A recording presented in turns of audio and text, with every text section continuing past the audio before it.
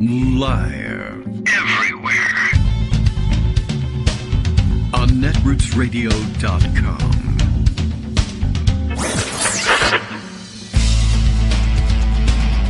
David Waldman. Kagro. In the morning.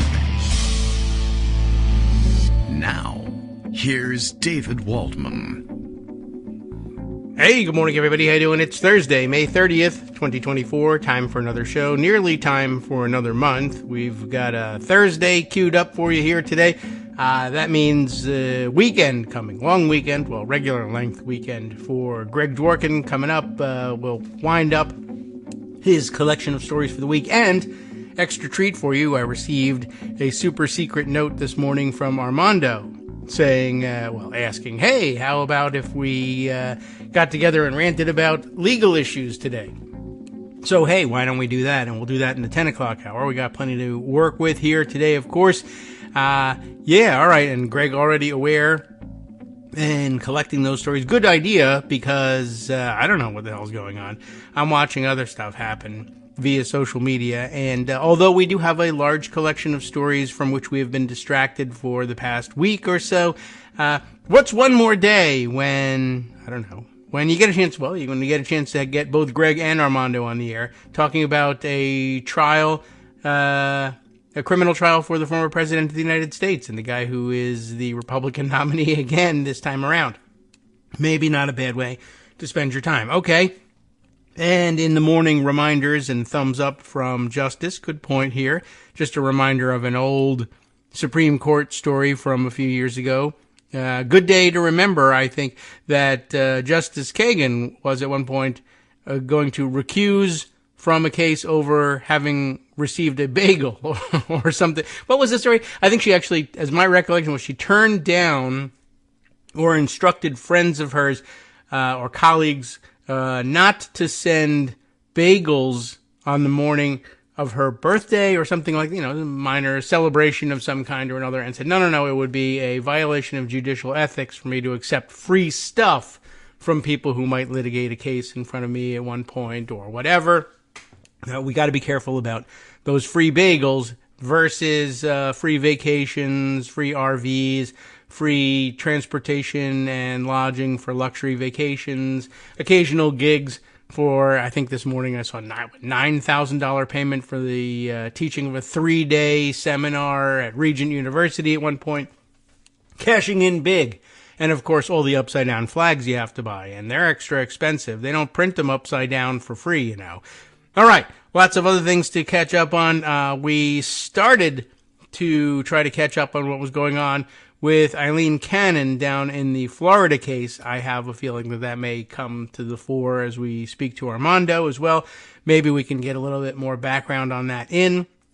Greg has his collection of stories, and I'll bet that she's among them, because it's been an experience dealing with her on the bench and watching her more or less intentionally ruining this case and making sure that it doesn't come to trial. Because, as you know, everybody is due their day in court, except for the people who would lose if they went to court and would rather not go to court and are, running for president as Republicans. So I guess that's the way out for him.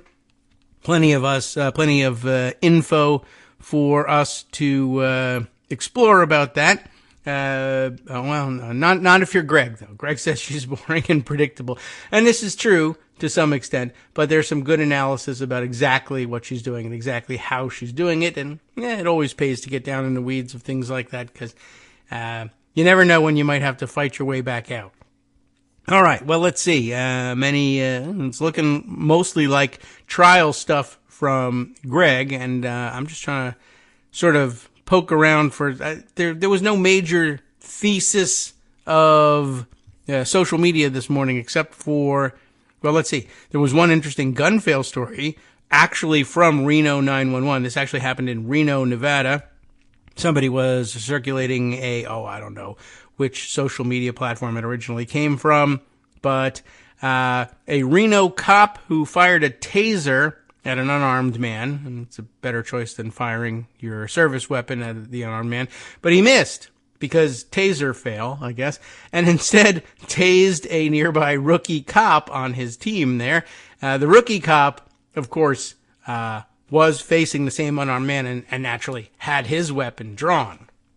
Because, why? I don't know. But the rookie cop, on his second week on the job, apparently, and already had the gun out, was rather startled, apparently, by having been tased. And guess what? You know, how it produces involuntary muscle spasms. And guess which muscle spasmed? The gun muscle spasmed. And he shot that civilian that the other cop had decided not to shoot in the shoulder. It's, hooray, a good gun story. Oh, you got shot in one of those places you didn't need. Okay.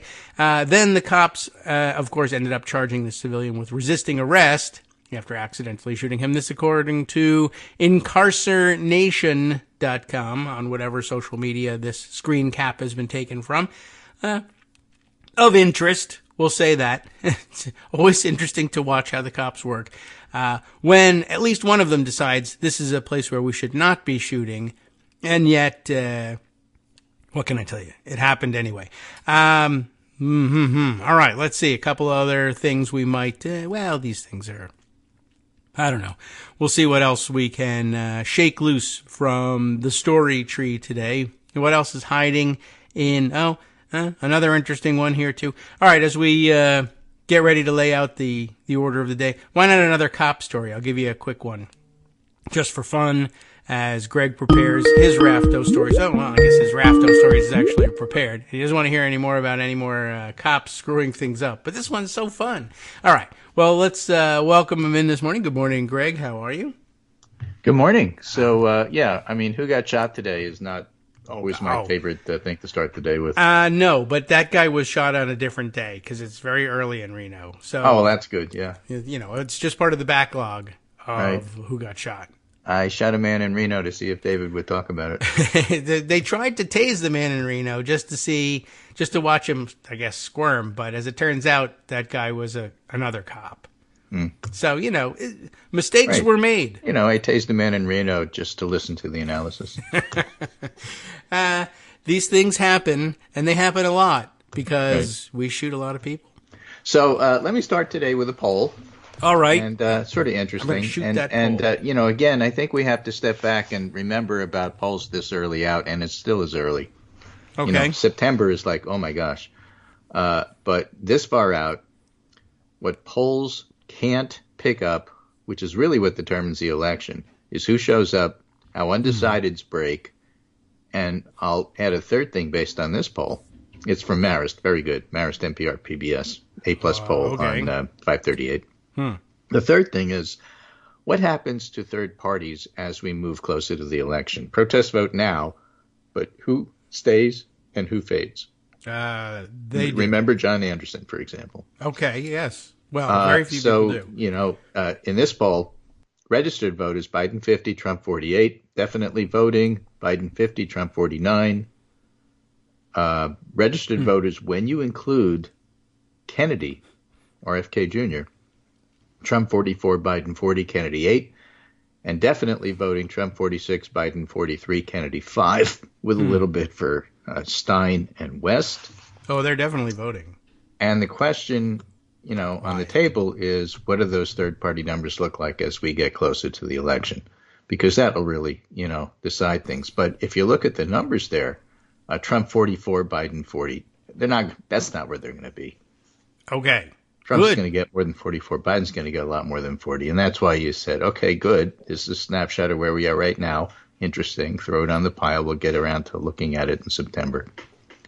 Yes. And also afterwards when we are analyzing how the polls screwed up. Right. So in a two-way race, if you're looking at definitely voting, Biden wins. If you look at a multi-candidate race, definitely voting, Trump wins. Oh. But that's now. And that doesn't take into account things like trial verdicts. Oh, yes. Well, we don't know about that one yet. I mean, you and I have a pretty good idea. But it's just a good idea at this point. It really would be a good idea to convict him. It would. But, you know, the thing that most analysts make the mistake of saying, just like looking at the polls right now, is, oh, this poll said X, that means that's what's going on. Sort of, kind of. Like, for example, I have a poll that says it won't make that much difference to voters if Trump is convicted, except on the margins it may decide the election. Oh, well, that's a small thing. Well, that's a small thing. But even that small thing, you really don't know how people are going to decide when the verdict comes down. Let's say, for the sake of argument, it is guilty, as Trump's team thinks it will be. Wow, geez, I don't know, man. Okay. And it's amplified daily by media, and not just nightly news for 70-year-olds on NBC, ABC, and CBS, but social media of all kinds announces that Trump has been found guilty. Sure, they'll put their spin on it, but the point is Trump has been found guilty. Mm-hmm. And what's the impact when you hear that pounded into you day after day after day? He's a convicted felon. He's guilty. He's guilty. He's guilty. What does that mean? Or the opposite, he was found innocent. It was a witch hunt. It was found, when that stuff pounds in, yeah, it matters. Adults learn by repetition, even low information voters. So you can step back and say, based on the polling, I'm not really sure what kind of impact it's going to have. Okay. What you can't say is, I know already that it's going to have no impact. You don't know that. I don't. We haven't dealt with it before. And this later is exactly right. This is all unprecedented. You have no idea what this is going to mean. Yeah, like there could later on, you'll be a couple of years from now, if you're reading a textbook about polling that says, oh, yeah, well, the well-known effect of convicting an ex-president who's currently nominated to run again is he gets crushed. He loses 25% of his support. Oh, we just don't know that yet. Do I think he'll lose 25? No. Do I think he'll lose 5? Maybe. Is that definitive in an election this close? Absolutely. Yeah. I think so. There's also everybody knows in the future that his pants fall down at every campaign stop as well. It's a weird thing. I don't know what the connection is, but it happens. We just don't know that yet. But later we'll feel foolish for having ignored it. In any case, given these polls, given the verdict, which is imminent, I certainly expect it before the weekend. But we might have it as soon as afternoon. I'm ready. Why afternoon? Because as Tyler McBride, covering this for Lawfare, says, we're not going to have it until then because, juries always like to have that last free lunch. So yes. For this and other insight, that. Contact Lawfare and watch our podcast. Okay. I've definitely mentioned that before. The lunch plays heavily in these. If you got to get up in the morning, you're only 3 hours away from lunch. Just hang on. Yeah. And especially if the lunch is decent. Now, this is the New York courthouse, so I don't think it is, but. Oh, well, I hope they didn't glue the cheese onto the pizza. That's all. Well, I just hope it's not salmon sandwiches from last week. Well, I wouldn't want salmon sandwiches at any point, but boy. Okay. Still, there's a chance. As every, everybody who has ever eaten in a corporate commissary knows, certain sandwiches need to be eaten early in the week. Okay. Right. Well, don't hang around for more salmon. That even made it into one of the songs in How to Succeed in Business. Oh? Their haddock sandwich, I must try it early in the week. Okay. Yeah, that sounds like I play it the company way. My goodness. I don't know how far you'd get with haddock these days. But okay. Anyway. Yes. So I had no idea we have that, and it's just really interesting watching the body language, the news come. This is where the gossip sheets really are helpful. It'll be especially helpful if it turns out he's guilty. Oh yes, but it's helpful because basically the prosecution is completely silent, and the Trump team is despondent and enraged. And and that and everything else. And flags and it's not the action of a team who thinks that they're confident of victory. Okay. In fact, they've already let it known. There's no way they think they're going to be exonerated. What they're hoping for is a hung jury with a single juror that they've placed all their hopes on. Because that jurist smiled at J.D. Vance. Oh. Therefore, they must be on Trump's side. And what they fail to understand, and Marcy Wheeler made this point, is, the legal system has its faults for sure. Armando will tell you about them in an hour, for an hour. He called it Legal Festivus, and I thought that was wonderful. Okay. But that'll be at 10 o'clock. However, for the most part, the jury system, which is made up of regular citizens, works remarkably well most of the time. All right. And jurists are able to set aside their own feelings and prejudices about individuals and come to a reasonable conclusion most of the time. I'm thinking of the Georgia grand jury who indicted Trump. Okay. There's no way there weren't Trump supporters on that jury. But the evidence is the evidence. And if you come to the jury room with an open mind and you hear the evidence and you base your decision of the case on the evidence, that's exactly how the system's going to work. So let the system play out because it works most of the time. So if I think that it's likely a conviction, there's a couple of reasons for that. One, I think the prosecution put on a good case. I don't think the defense had an especially strong case. Some of the analysts on television in particular are awful. Okay. They spent hours talking about, the defense for Trump really got Michael Cohen on this phone call to Keith Schiller because they pointed out that he was texting about a different subject than Michael Cohen said. And the prosecution in rebuttal said, you can talk about more than one thing on a 90-second phone call. That's true. I don't get what all your intention, and none of that has anything to do with the other 6 phone calls, and none of that has anything to do with the corroborating evidence from David Pecker, Hope Hicks, and everybody else who you didn't challenge. That's true. It's among the examples of how I think the prosecution put on a very good case. And so if you have a good case and the defense starts out by saying, first of all, Donald Trump is an upstanding family man who never had sex with that woman. And that's the basis of your defense. That was their opening argument. Yes. Then the prosecution rightly said, remember that opening argument? Everything they said wasn't true. Everything that guy just said. Yeah. So, this is a strong case. So that's part of the reason why I think that. A second thing is, and I made this point to Armando, he's got his own more important points to make, but my reading of listening to the analysts is that not only do they hone in on these stupid little points that really regular people don't care about, like that phone call, as if that's the whole basis of the case, which it's not, or whether Stormy Daniels talking a lot during the first day but more disciplined on the second day, did that first day really matter? No. What she did by going out of bounds and being a little bit under, a little bit not in control, is basically set up exactly why, for the jury, Trump didn't want this known. Yes. Right? She just tells the story and says, okay, I understand after the Access Hollywood tape why you wouldn't necessarily want that. So I get the motive. I get it. It's all there. Yeah. And David Pecker said, yeah, as a matter of fact, that's what we were doing.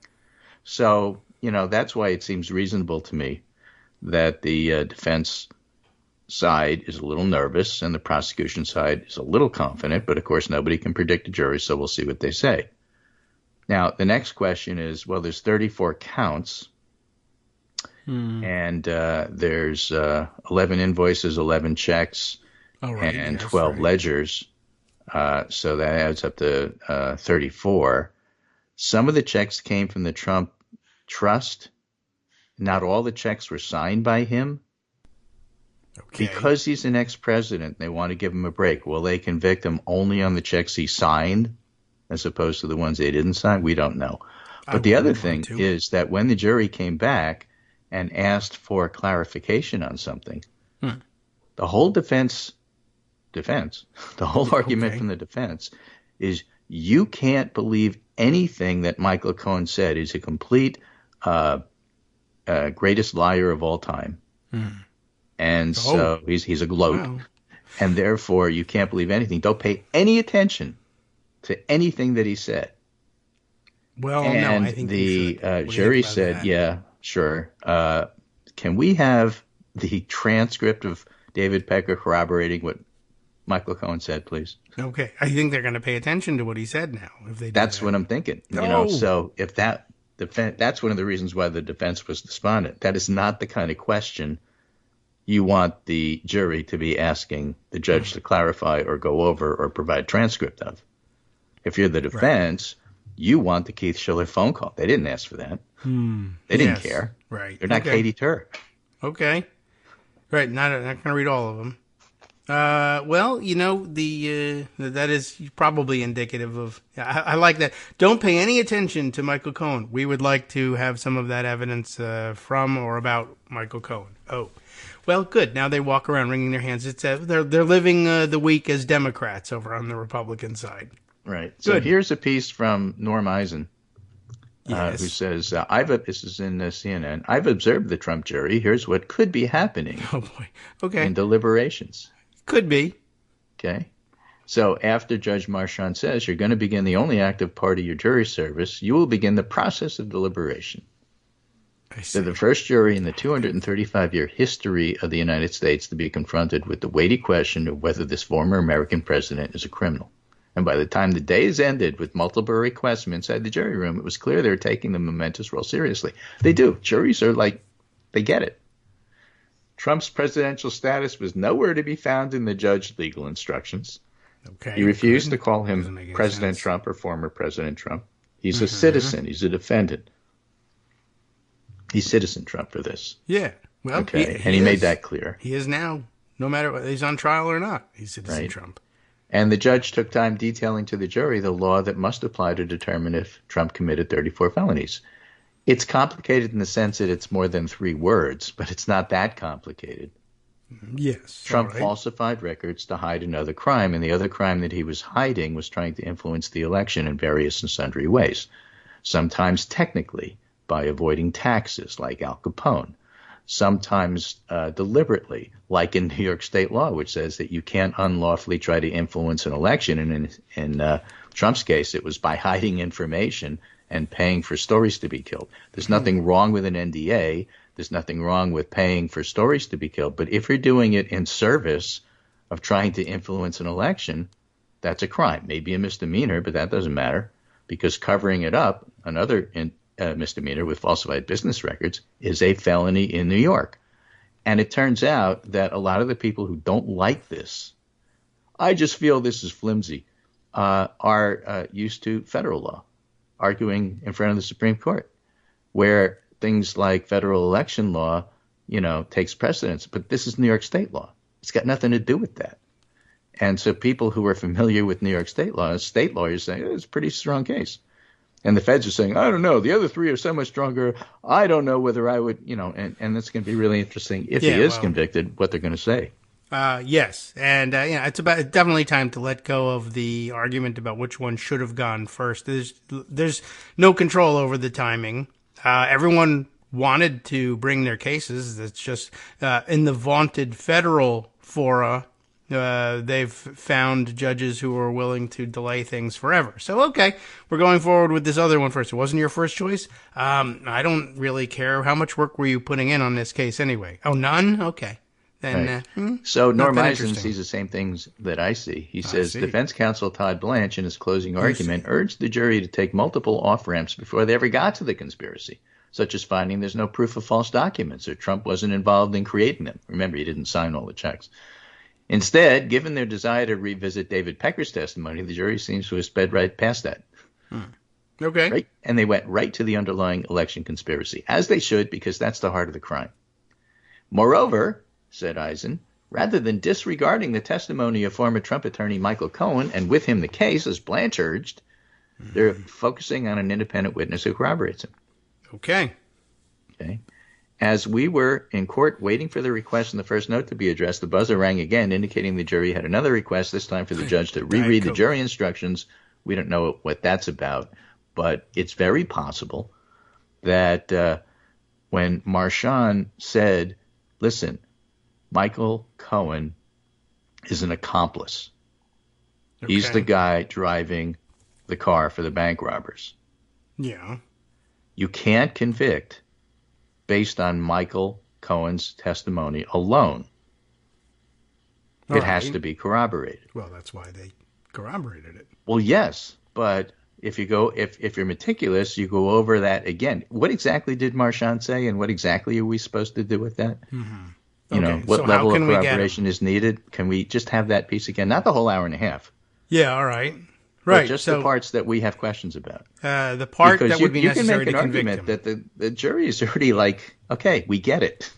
We know what ready happened. to make a We know what decision, was but done. we need to nail down some details. Okay. And we'll do that in the morning, and then we'll tell you what happened after lunch, because we have to have lunch. Yes. I must be fed.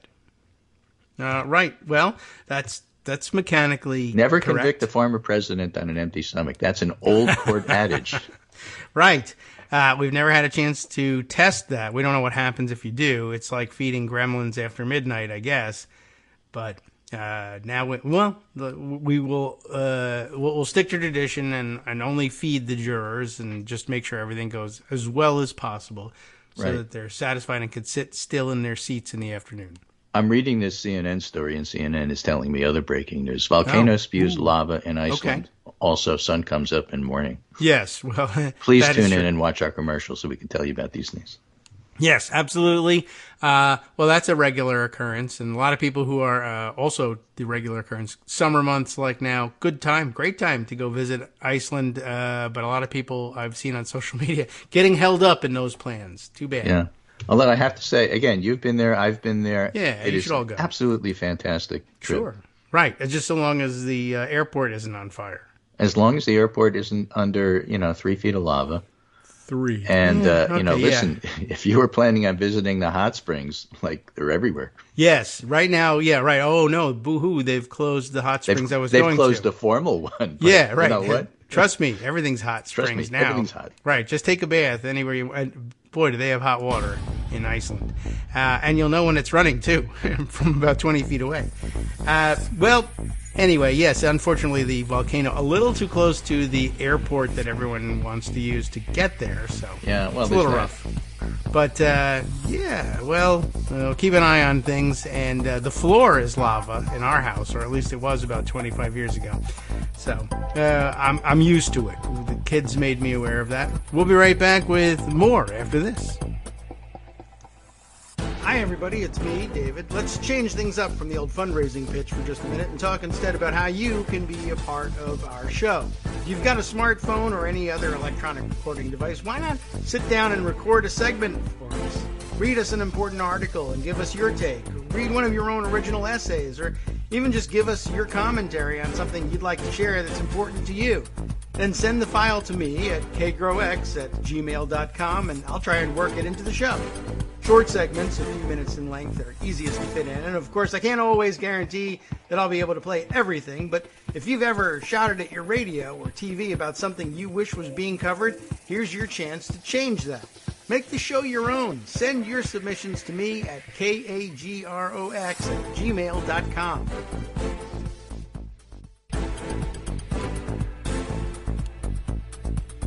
All right, welcome back now to the Kagro in the Morning Show here on Netroots Radio. Let's see, what happened over the break? The jury is flying a flag upside down, apparently. Yeah. Asking for more cheese. Right, it's the cheese flag. Okay. So it's okay. Yeah, no news from them so far. Interestingly. Yes.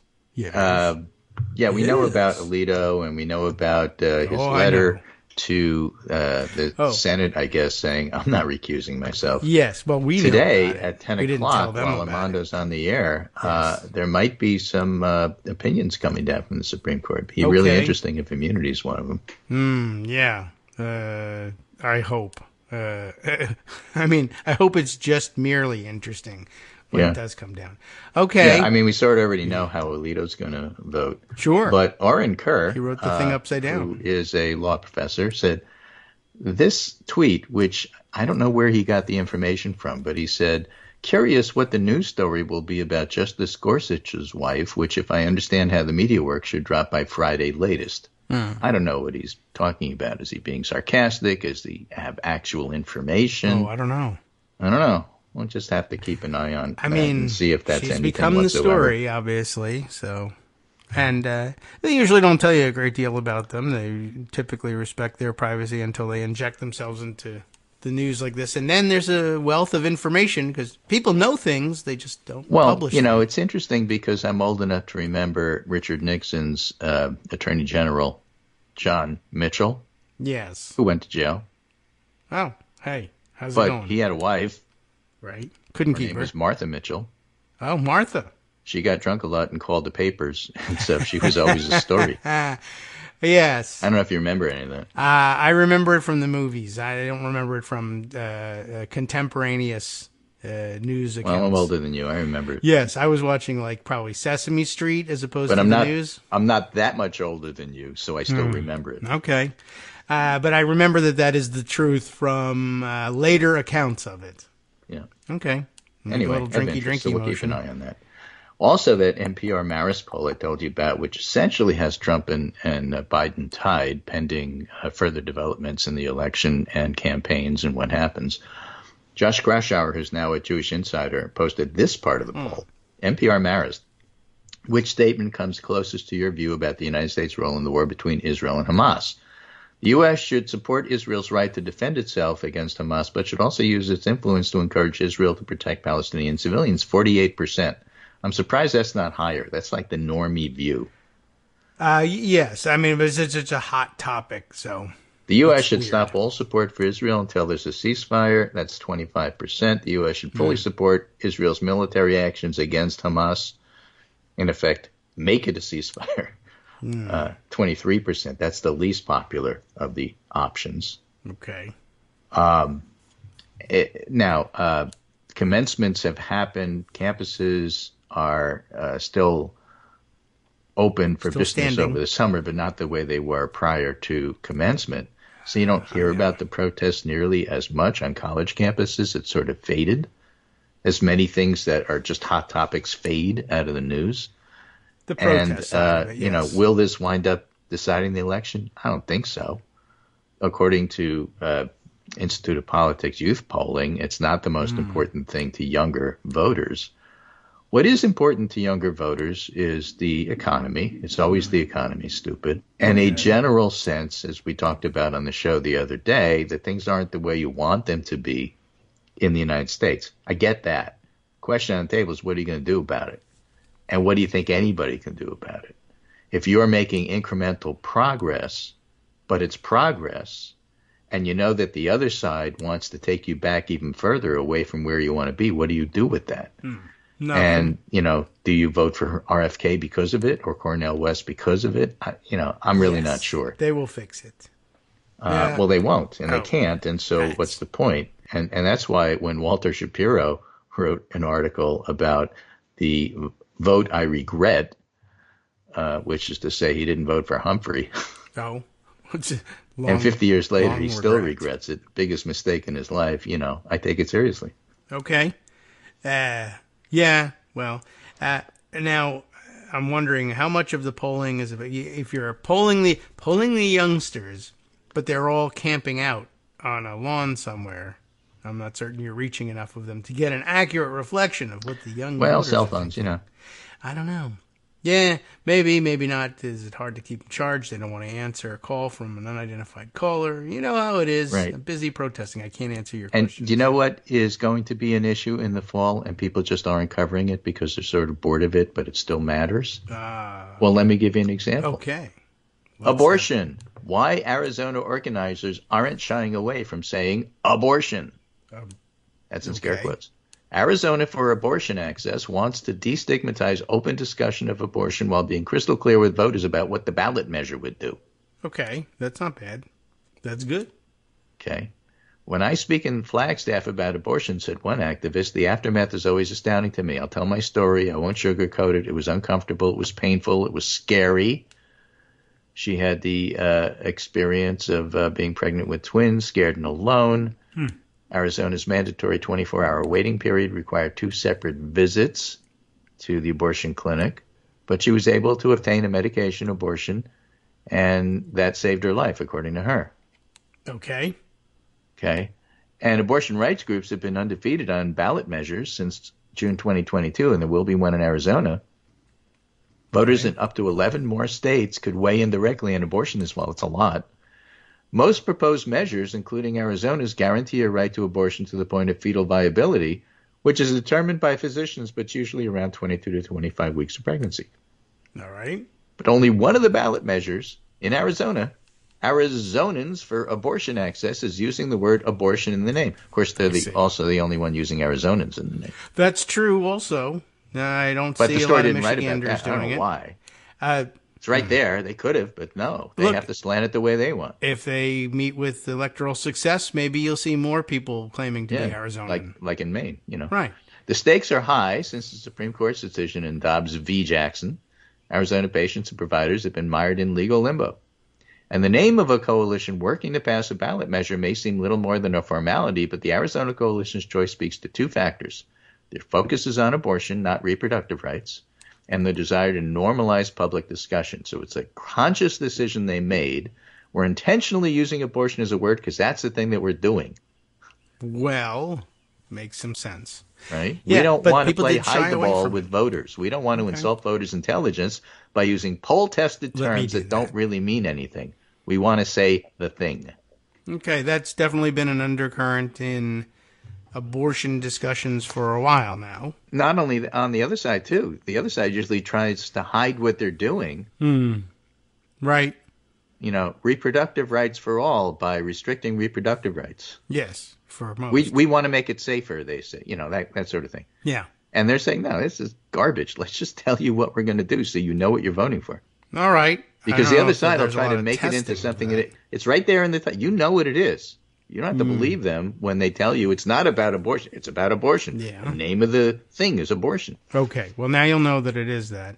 I guess the only thing I would say is there has been 100% success rate among people who have done the other thing. And right. So it's interesting. It's a choice. Word.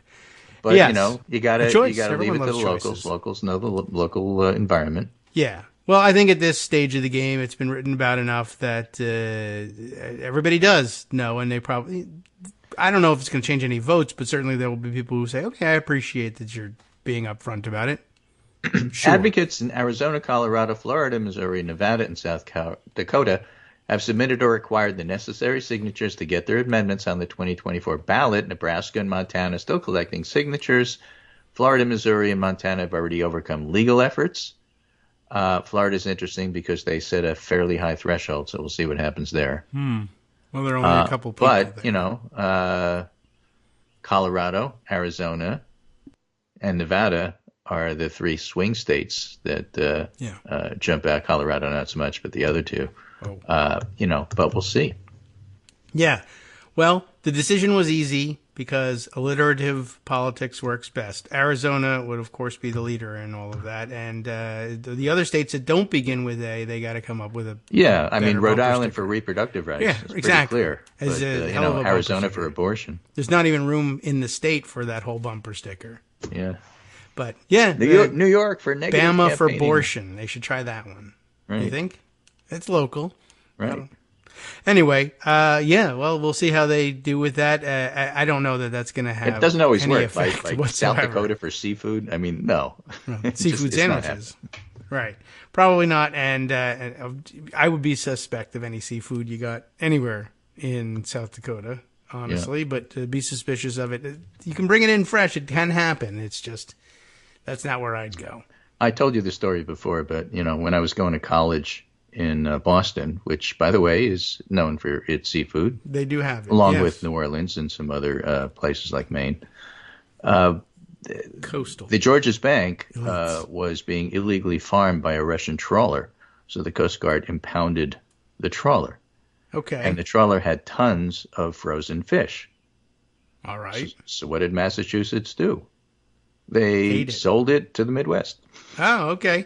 Well, nobody in Boston's going to eat frozen fish, but in the Midwest, Right. Well, it's the only way you're going to get it there with any reliability. So, Russian frozen fish, impounded Russian frozen fish. You want lobster? It's going to be frozen. Guess so. All right. At least in South Dakota. Yeah. Had Red Lobster even. Whereas in Maine, they pull it right off the boat and, it's still dripping. Yes. Or as they say in Maine, look, if your feet don't get wet when the tide comes in, you're not at a fresh restaurant. We've had some technological advances such that Red Lobsters can have live lobster, what do they call those? The little paddocks.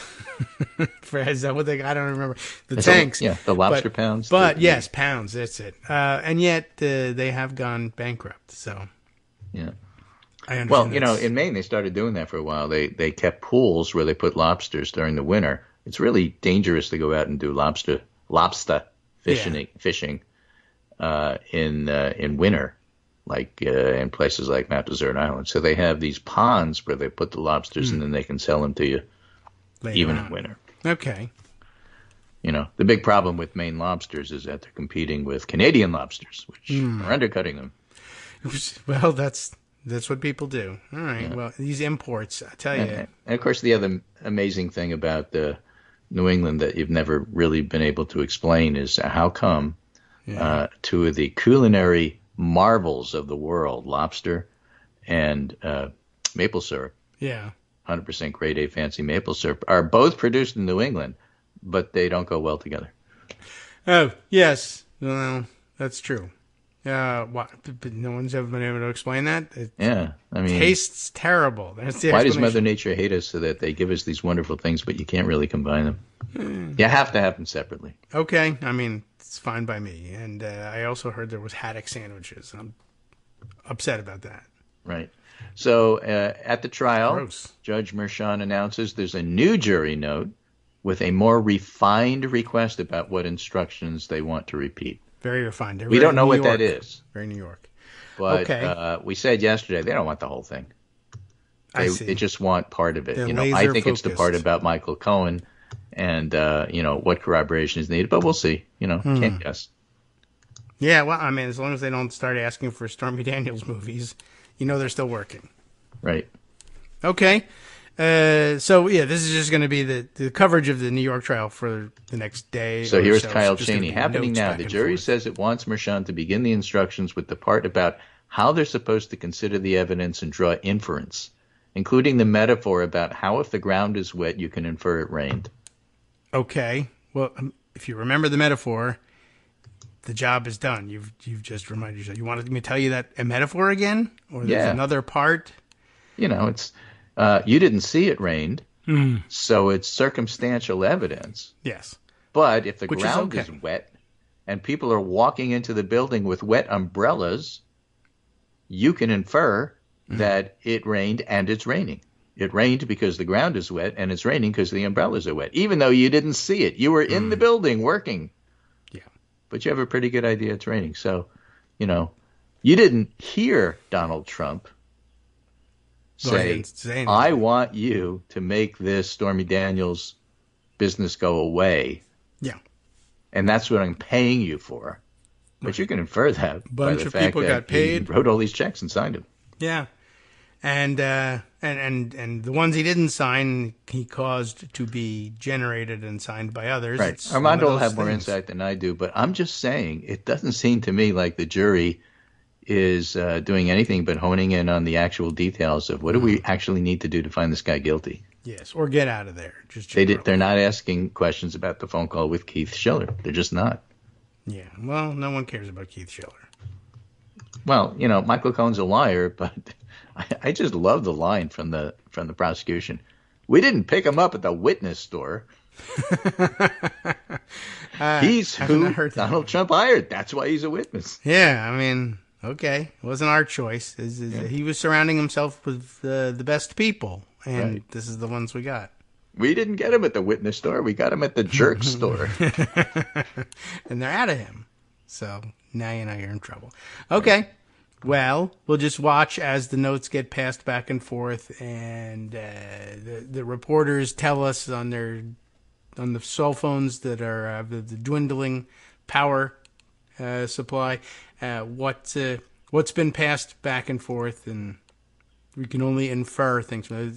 Ironically, of course, these are notes about inferences. So now you know what you can infer from these notes about inference. Right. Okay. Anyway, that's basically what I have today. I've been concentrating mostly on the trial because I think it's a big deal. Yeah, well, it is. And it's going to be very exciting to find out, what the newspapers do with the news, if there's a guilty verdict, and how big is the print. That's going to be interesting and exciting. And then, about 3 to 5 days after that, you'll start getting back the first polls, post-conviction polls, although they'll be tempered somewhat, I'm sure, by the immediate appeal that's filed. And, there's going to be some legal wrangling. You're not going to see orange jumpsuits this weekend, in all likelihood. But But yeah, people will very shortly be discussing, okay, now we can go start asking people how they feel about a convict running for president. Good. It's about time. Anyway, that's the story. We'll keep in touch. And hopefully by Monday, when we come back and do the show, we'll have a verdict. That would be exciting and timely. And we'll see. I don't know. And it's a good time for them to wind up their work. Friday is always a good time to Yeah, I'll be listening to the show, see what Armando has to say. Okay, excellent. I also will probably just be listening to the show as well. I'll be here conducting. You can try to invoke pressing buttons. I don't think it'll work with Armando. Mostly listening. Yeah, all right. Well, good. Thanks, Greg. And we'll check in. And if we have a verdict, we'll enjoy it come Monday. And now, with just a couple minutes left before the top of the hour break, well, I can give you a little bit of breaking news. I could go back and do that other cop story that I had mentioned for you, but the one that Greg didn't want to hear, which wasn't about a cop shooting anybody, but was about a damn weird and still interesting story. NBC News and a frequent correspondent, I guess. We don't really respond, so there's no necessarily in all of this. But Brandy Zadrozny, writing for NBC News with this very odd, but I guess you can't say unexpected story, but just one of those weird things. And something to keep in mind every time people reflexively say things like, well, you need to thank this person for their service. They're a former Marine and a police officer, et cetera, et cetera. Thank you for your service, as opposed to thank you for your treason, which, is rarely said. This is interesting. Here's the headline. Russian disinformation sites linked to former Florida deputy sheriff research finds. How do you like that? The law enforcement in your neck of the woods sponsoring Russian disinformation websites? You got to look into it now. A new report from a media watchdog connects John Mark Dougan, Dougan, who now lives in Russia, because most former Marines who are also former deputy sheriffs just, settle in Russia for no particular reason. They've linked him now to scores of fake news sites. Wow. Weird. Okay. More than 150, in fact, fake local news websites pushing Russian propaganda to U.S. audiences are now connected to John Mark Dougan, an American former law enforcement officer. He was the one telling you what was fair and in bounds here in some part of Florida anyway. Now living in Moscow, because that's what usually happens with totally neutral, fair-minded guys. According to a research report published Wednesday by NewsGuard, a firm that monitors misinformation. The websites with names like DC Weekly, New York News Daily, not the Daily News, but New York News Daily, and Boston Times all look similar to those of legitimate local news outlets, that's the game, and have already succeeded in spreading a number of false stories surrounding the war in Ukraine. Experts warn they could be used to launder disinformation about the upcoming 2024 elections. In an interview with over WhatsApp, that's how they can reach him because he lives in Moscow, Dougan denied involvement with the websites. Never heard of them, he said, which, I guess you can say with impunity if you're hanging out in Moscow. Dougan, a former Marine, like most of the people who just moved to Moscow for some reason, fled his home in Florida in 2016. Why? To evade criminal charges related to a massive doxing campaign he was accused of launching against public officials, and was given asylum by the Russian government. Just what you want from local law enforcement, and former Marines. Most recently, Dougan has posed as a journalist in Ukraine's Donbas region, the eastern so-called breakaway region of Ukraine, testifying at Russian public hearings and making frequent appearances on Russian state TV, as Marines will frequently do. He's now part of a small club of Western expats who have become purveyors of English language propaganda for Russia.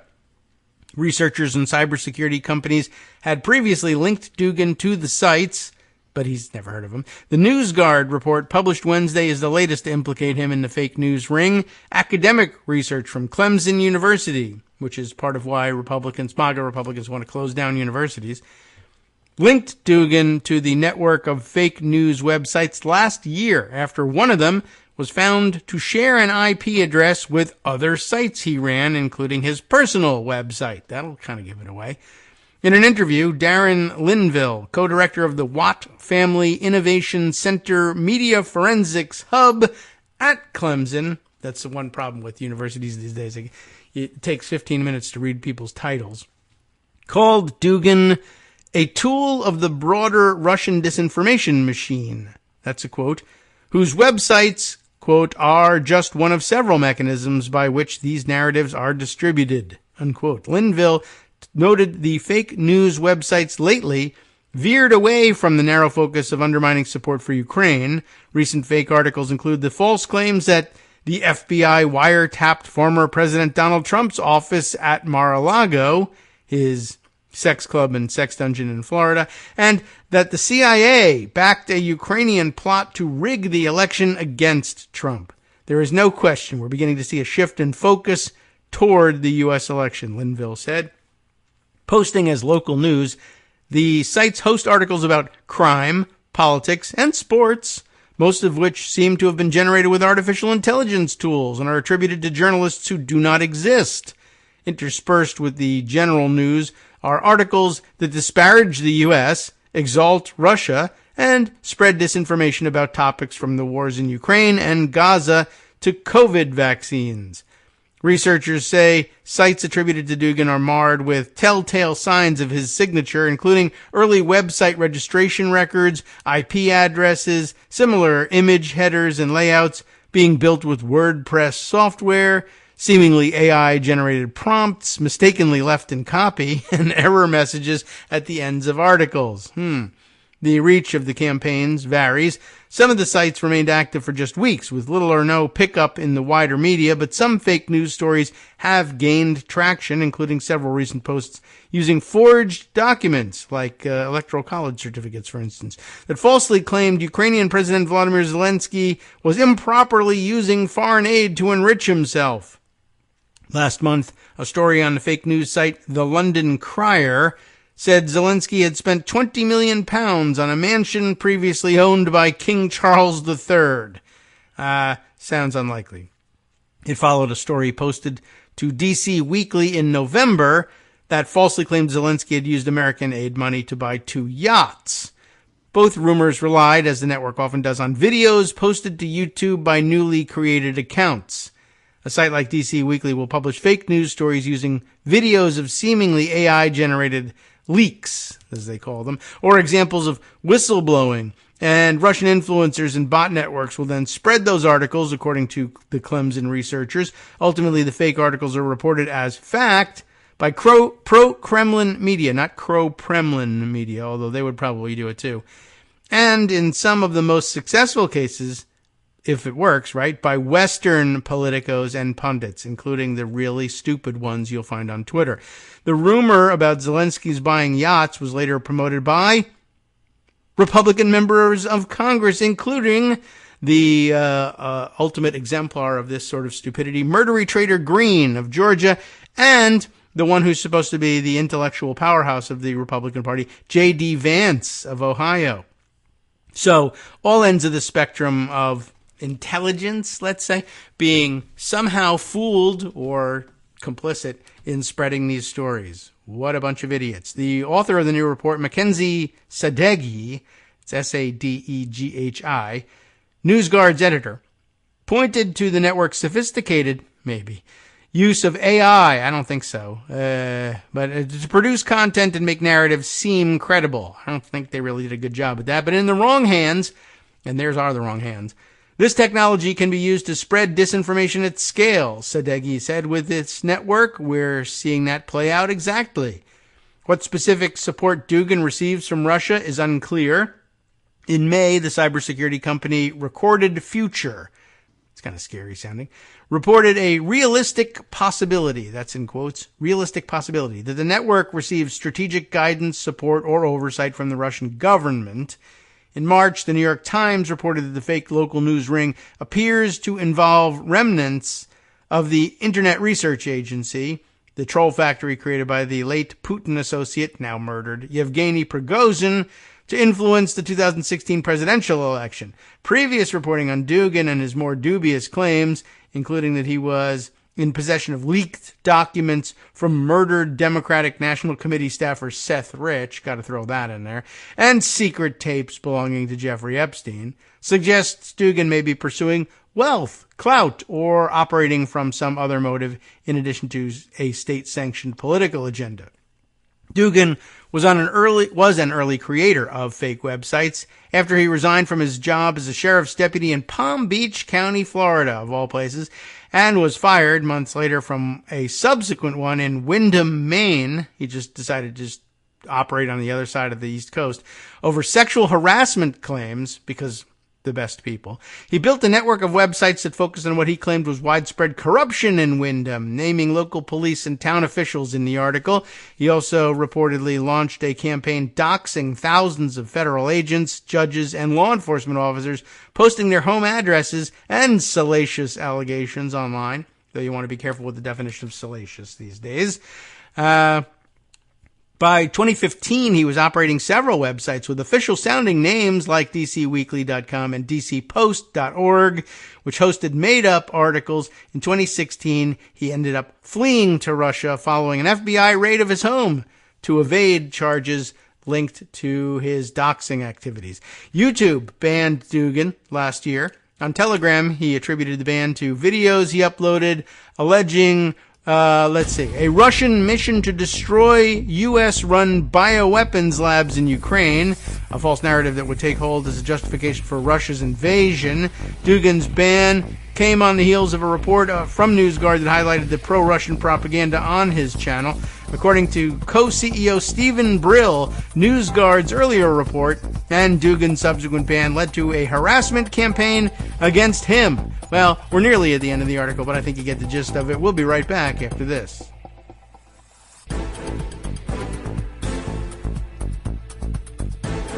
All right, welcome back now to the Kagro in the Morning Show here on Netroots Radio. Armando, as scheduled, is on board. Everything checks out. The sound is good. And all I knew was Armando was coming in hot and had some legal ranting to do, and I was trying to make my best guesses. So what would the rant, which of the controversial courts now in session would it be about? And we'll just let it roll. But because it turns out to be the Supreme Court, which Greg warned us was going to be issuing some opinions fairly soon. And of course, has been flying flags upside down for a little while as well, as we found out. Well, you hit the nail on the head. It's the upside down flag thing. Eventually we get around to it. If I hit enough nails, I'll get the right one. You got that one. Okay. What's up? And I'm sure Greg told you, Alito, and I do not call him Justice Alito. I call him Alito. Okay, sure. Why not? No justice here. But I just won't give him that. He sends a letter saying his wife did it. Right. And no one who doesn't have an axe to grind would think he could possibly be biased in the January 6 cases. No. Well, okay, yeah.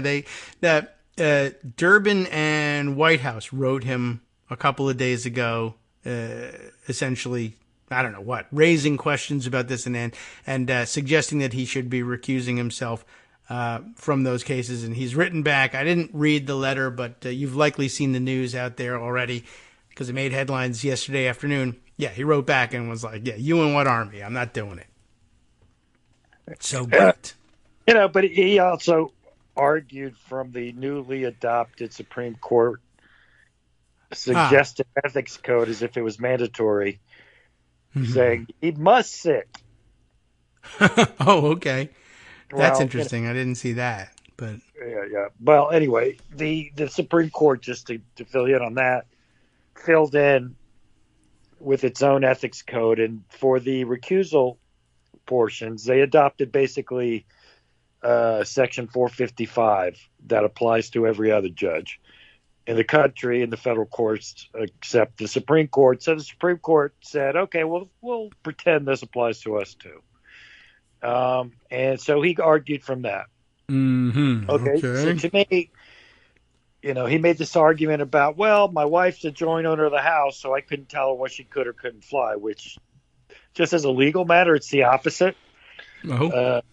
I don't know if you and your wife are the joint owners of your house, David. I don't have but a if you flagpole. are, I believe that if you want to fly an upside down flag outside, your wife would have to agree. Oh, okay. Well, that's an interesting twist as well. I mean, everybody sort of had a laugh at that idea. To your wife and say she put up an upside down flag, down, she could say, "All right, well, that was an interesting. I mean, it was an interesting excuse to begin with, just in terms of like people making fun of it. Like, everyone should know that Justice Alito, or Alito, as we're calling him, I guess today, has found a way to respect the opinion of one woman." Exactly. Exactly.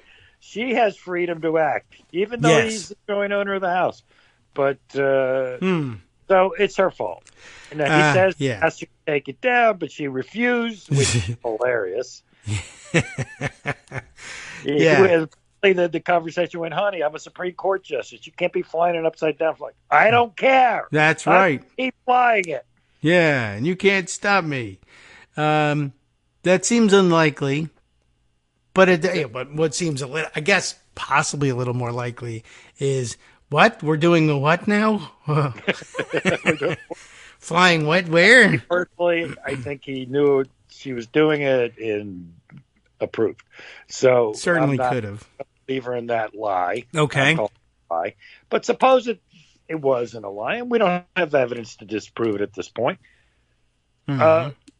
It was on his front of his house. Here's the standard, right? A reasonable observer, having all relevant facts, would have a basis for questioning his impartiality. Okay, I think so. Okay. So the basis is, if you evidence here, allegedly this upside down flag became a symbol of the insurrection in January 2021, and in front of Alito's house there was an upside down flag. Yeah. So you have two premises that you can question if you don't agree with my thing, which is, hey, well, the upside down flag doesn't really mean sympathy for January 6th, or it didn't in January 2021. All right, so except let's that's exactly that. what it did. So okay. I think people should brief it. There should be research done. There's a newspaper article, right? Okay, There's a newspaper article, and that's not enough. Let's do some real submissions on this, or at least let's discuss it. Okay. Because the fact that his wife did what legal people do. And that's his story. So that's the other circumstances. Listen, it wasn't me, it was my wife. But it was your house. Or at least half of it. So I don't buy my wife did it. As a little, not that I don't even buy it. I don't buy it as a legal excuse. I think a reasonable person is going to say, what? You couldn't get her to take the flag down? I mean, look, I'm walking by your house. It's got this upside down flag thing. I mean, what am I supposed to make of that? I mean, maybe you're not biased, but geez, I got reasonable basis to question whether you're biased. Yes. And given the circumstances, you probably should recuse. Mm. Yeah, your wife screwed you. What can I tell you? If there's a defense that the upside down flag wasn't a symbol in January 2021 of sympathy for January 6th, I'd like to hear why a reasonable person wouldn't think that. Of course, and there's the second flag at his beach house. You're from New Jersey, so you would know. I can't tell if it's what part of New Jersey it is. Is it Long Beach Island? It is. It is Long Beach Island. Yes. Okay. Well, that's very nice. That's a very nice beach, I've got to say. Sure. So bully to you, Alito, for having a nice house on Long Beach Island. Yeah. Okay, so he has this other flag, which I never saw before. I'm not going to pretend that I recognize that as a sign of sympathy for the insurrection. But apparently, people who do follow these things are pretty sure it is. Now, yeah, there's some so I circumstantial can't speak evidence to for that. that. The upside down flag, I do remember very, very vividly.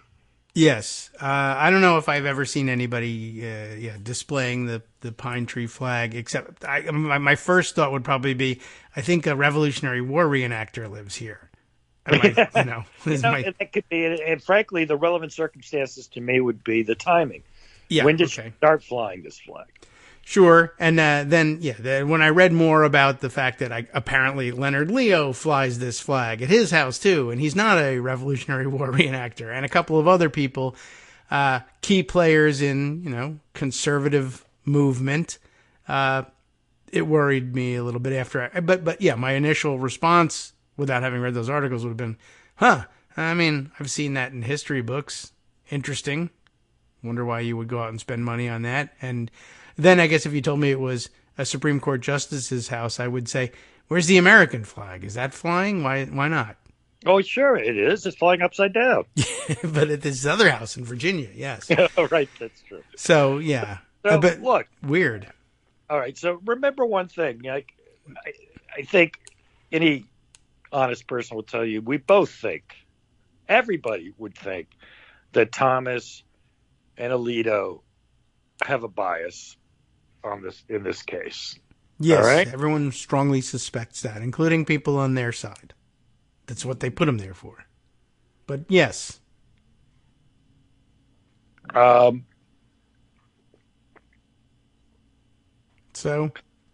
we go here, and you've got this evidence, right? Yes. But the evidence you need to have, David, is what's called extrajudicial conduct. Like, we know what Alito and Thomas thought about things from everything they've ever said in an oral argument, right? So we know their biases. We know what they've done. But you've got to base a recusal motion or a recusal request on what's called extrajudicial conduct. That's why I've argued, and I still argue with people who are sympathetic to my points of view, that we actually don't have a basis to recuse Thomas because the extrajudicial conduct was his wife, not him. Now, Alito tries to fall into that, right? But he doesn't because those are his homes. Yes, so okay. I just think that conduct has to be attributed to him. He didn't take steps to not have it happen. So I think that you put those things together. To me, the upside down flag is very clear, and he should recuse. The defenses of some uncertainty of what that meant in January 2021 just doesn't ring true to me. And indeed, when you hear the story, it's it doesn't make it better. His wife was having a dispute with his neighbors because they had F Trump. Yes. All right. That's their property. Just like you get to have your upside down flag. Yeah. Maybe it was the mom. I mean, if he was not a justice of the Supreme Court, all right, you're a wacko, but it's a free country. You have a First Amendment right to fly the flag in support of January 6th. But you are the Supreme Court. And even then, you're not asked to resign. Maybe some people are, but I'm not. I'm just saying you just can't hear January 6th cases. It's pretty clear.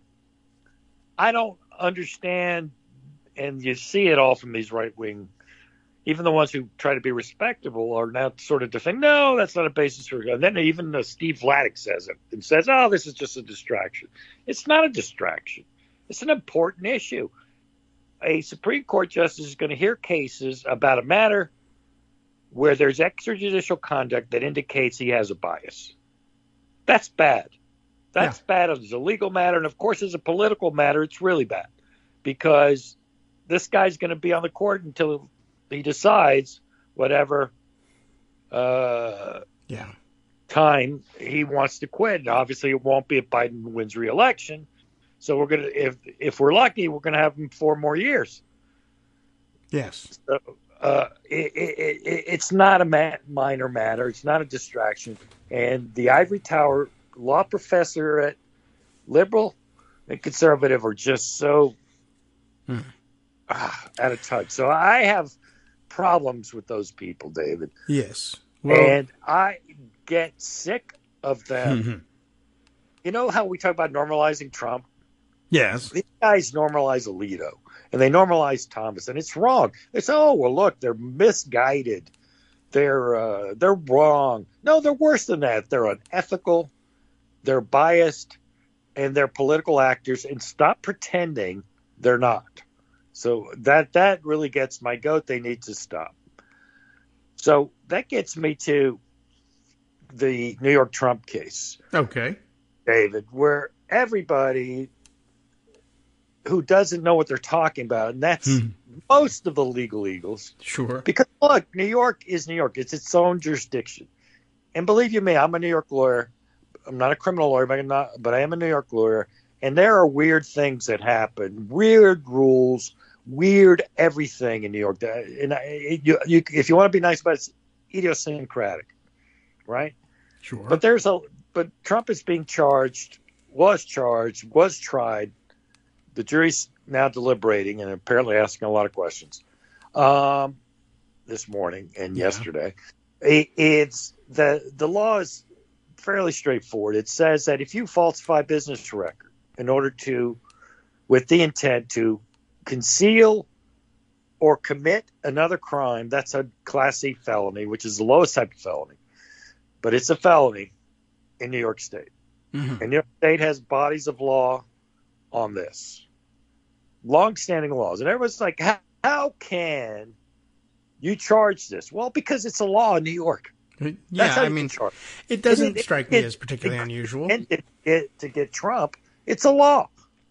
It's been prosecuted many times. New York is an international business center, and business records are an important part of what goes on every day in New York. And it does the idea that this was invented out of whole cloth. Like, why wouldn't a body of law want to discourage concealment of crime? I mean, we want to get at we want to be able to get to the bottom of what happened when a crime occurs. To the extent that you will obstruct that, we're gonna punish that. We're gonna discourage that.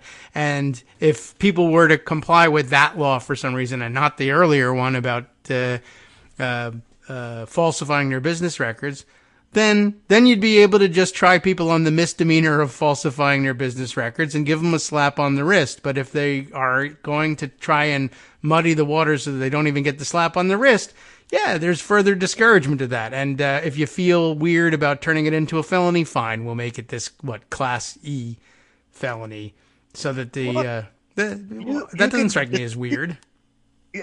But what's weird is, look, you could think, man, this is a bad law. They really shouldn't have passed it. But they did. And okay. The judge, I mean, I don't even think that. They say, you know what, I don't like this law. I'm not gonna let the prosecution go forward. Yeah, you supposed can't to be do that. With that. They're all saying, "Oh, Mershon should do." Mershon can't do anything. You know, this whole argument about the jury instructions. He got the pattern jury instructions and basically just applied them. It's really nothing controversial in terms of the law. Obviously, it's politically controversial. Oh, are they picking on Trump? All this stuff. Suppose they are picking on Trump. You know who else that people have picked on? Martha Stewart, Hunter Biden. Prominent people get picked on. It's sort of a theory of deterrence. I see and belief that that's a way to do it. Now, personally, I think it was worth prosecuting because the object crime, the one that's been concealed, was a federal election violation and a violation of New York election law in the most important elections that we have, the election for the president. Yes. And formally for the election of presidential electors in New York, just to be clear. Yes. You because can't people say, well, what's it got to do with New York? It's a federal election. Well, actually, no, it was a New York State election. It was a New York State election for electors. Yes, so that's true. And just so that people know, presidential electors are formally defined as public offices in New York State. Okay. So it was a New York election according to New York election law. Now, that is also subject to federal election laws. That's true. It is. Contribution limits and the like. And, of course, what the theory is that Michael Cohen, through his Essential Consultants LLC, violated the criminal statutes for federal campaign contributions by making a campaign contribution as a corporation, which you can't do. But even if you act as if he was just an individual, the limit was at the time $2,700, and he contributed $130,000. Yeah, you can't silence a porn star on $2,700. Come on. Yeah, you can't. And of course, the other affair that was silenced by National Enquirer's parent company, AMI, was $150,000 paid to Karen McDougal. Yes. Now, that's important to remember because they have Trump on tape as part of that conspiracy to silence Karen McDougal with a payment by AMI of $150,000. Okay. All right. They also have the testimony of David Pecker. So far, you know who I haven't mentioned to you? No. Who? Michael Cohen. Okay. Greatest liar of all time, apparently. Well, I'm sure he was. And I'll be honest with you, I would say if all you had was the testimony of Michael Cohen, you couldn't bring this case because he is a liar. He's a proven liar. And it's fair to say I'd have reasonable doubt that he's telling the truth just based on his track record of lying. It's the same with Trump. Whatever Trump says, I doubt is true. It could be anything. Right. So you check with somebody else. And at first blush, if Trump said it, I think it's probably a lie. Right? I mean, if you do a percentage of it, 75% of what he says is a lie. Okay. And the other things is hello and and this. You know, he doesn't get the Lillian Hellman treatment simply because, the and may not be lies yet. All right. So that's why. And what was it done to do? What was the purpose? To, in the term of the New York law, that is the one that was concealed. Election Law 17-152. He using unlawful means to promote or prevent the election of a candidate. Okay. So who were the candidates? It were the New York electors. It was to promote theirs and to prevent the Hillary Clinton electors from being elected as electors. Yes. It's as straightforward. What were the unlawful means? Well, the unlawful means were violating federal campaign contributions laws by Pecker through his company, by Cohen through his company that he created for this. Those were unlawful, even criminal. Now, we know Michael Cohen pleaded to it, and we know that David Pecker entered into a non-prosecution agreement. You can say, well, you can't take that as Trump's guilt, but it doesn't matter about Trump's guilt because the concealment was of an admitted crime by Michael Cohen that he pleaded to. Okay? Right. Yes. So to me, you can argue whether that means Trump committed that crime. I don't know. I think he did. I think he conspired to commit the crime. So I think it's pretty clear. It's really, frankly, unfathomable that he was not prosecuted by federal prosecutors in the Southern District of New York. At the time he was president, so you couldn't do it. But, you know, and I get the politics of, look, the politicized Justice Department. But that's not really a great excuse. It really isn't. But they didn't do it. But it doesn't matter if they did or didn't prosecute Trump because they did prosecute Michael Cohen. And he did plead guilty to that crime. Right. And the concealment of the financial records, just to get to the other side of it, was the creation of these false invoices so that the reimbursement of the payment by Michael Cohen's company appeared to be compensation for legal services when he did not render legal services. And everybody knows, based on, clear evidence, in fact, the Weisselberg exit, you may or may not have heard of exhibits 35 and 36. Weisselberg does the math. Okay, well, here's your 130, and here's 50 for the cash you gave to this company to fix online polls, which Trump is crazy, but he did it. And Cohen paid for it in cash to this company called Redfinch. And then they said, okay, so here's this money. All right, but you're going to have to pay 50% effective tax rate because you're going to be at the highest tax bracket. And in New York, you're going to apply that. So it's 39 and 10, and then New York City tax. All right, we're just going to double it. So they double it. Mm-hmm. And then they give him a little tip for his services for a total of $420. And it's written all out. It's the math is there. Yes, I have heard about that. Weisselberg's handwriting. All right, so that all happened. They concealed, they falsified their business records. And why did they falsify their business records? Okay, to conceal it. How was it being concealed? Well, because normally Michael Cohen wouldn't report this as income to the tax authorities. He just put it in his ledger as a reimbursement of an expense. Mm-hmm. Now, of course, that confesses to the crime. Yes, you should add that expense. I paid the expense to cover up something to influence the outcome of an election, and I did it in excess of 20. It wasn't a contribution. It was, above and beyond what would have been permitted, and I did it to influence the election, and that was illegal. Oh, all right. Well, we'll just pretend it's legal expenses instead. All right, so you're concealing a violation of the federal election law. You're concealing a violation of 17152 of the New York election law. Right.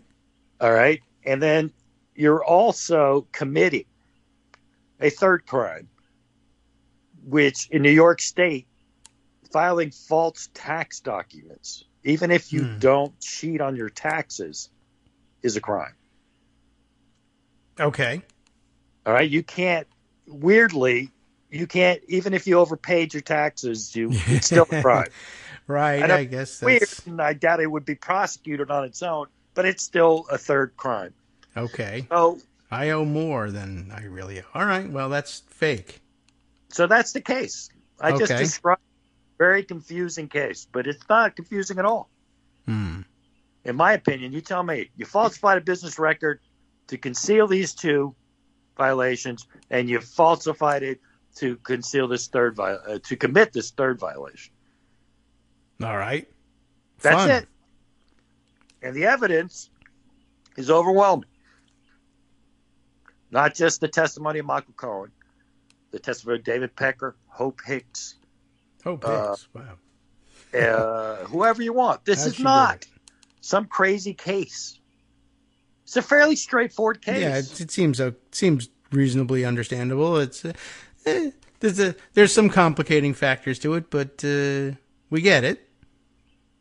Well, there's complicating factors in the sense that, okay, well, how do I prove that was Trump's intent and things like that? Those are questions of proof. And maybe the jury doesn't believe it. Maybe they do.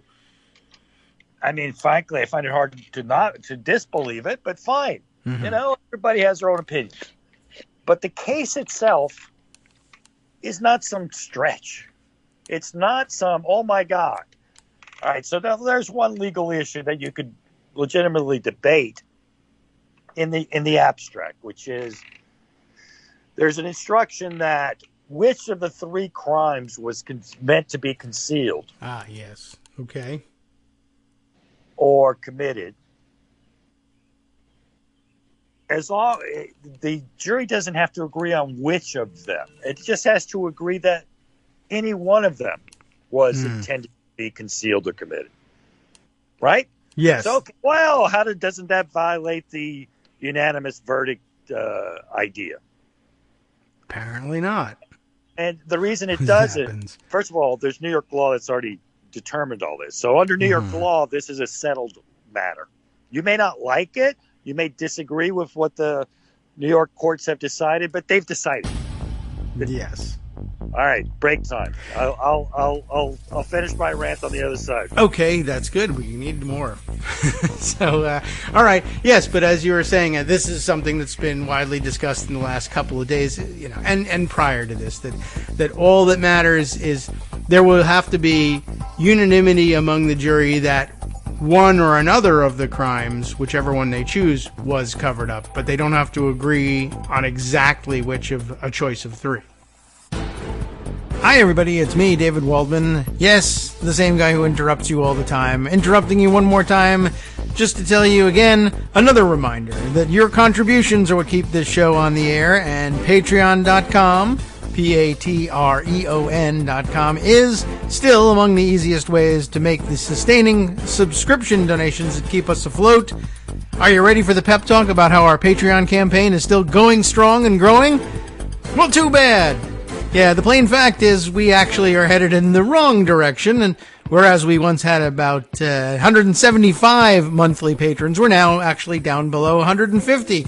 Time to recruit some more. Not exactly the kind of news I wanted to share, but there it is.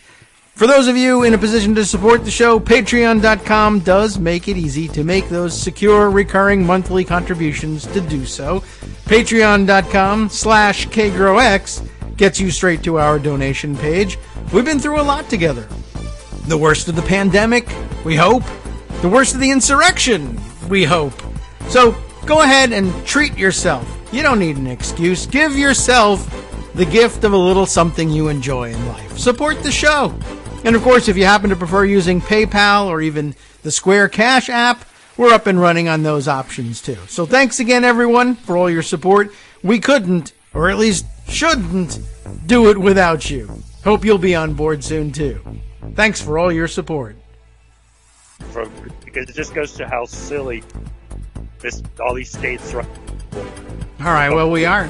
Now's your chance too, because we're back. We've been chatting in the interim about what we might want to raise during this last segment. Let's just do it at this point. I guess I think from what I've seen on social media anyway, people who are spending their days discussing the case as it goes on, there's a widespread and growing understanding of the fact that the jury does not have to agree unanimously which crime, they have a choice of several, which crime was being covered up by the falsification of the documents.